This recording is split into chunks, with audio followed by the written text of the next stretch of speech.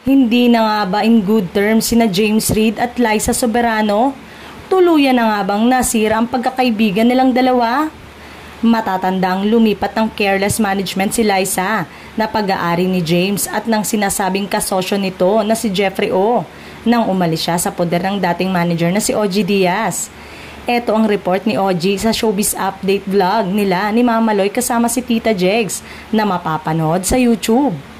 Ang balita nga ay parang hindi na magkaibigan itong si James Reid at Liza dahil sa pag-unfollow ni Liza sa Careless. Ibig sabihin lang ay ayaw na niyang magkaroon ng koneksyon sa Careless na pag-aari ni James Reid. At ang balita ay si Liza ay nandoon at naniniwala kay Jeffrey O na ngayon yata ay nasa US. Matatandaang napabalita na nagkakamabutihan umano sina Liza at Jeffrey na ayon sa source ay siya ring dahilan kaya nakipaghiwalay ang aktres sa boyfriend niyang si Enrique Hill.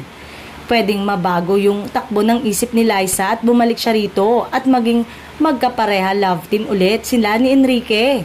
Dahil feeling ko ay naghihintay din naman si Enrique kay Liza dahil grabe ang lalim ng pagmamahal ni Enrique kay Liza.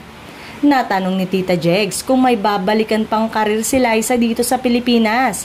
Feeling ko naman may babalikan pa si Liza kung talagang buo ang loob niya.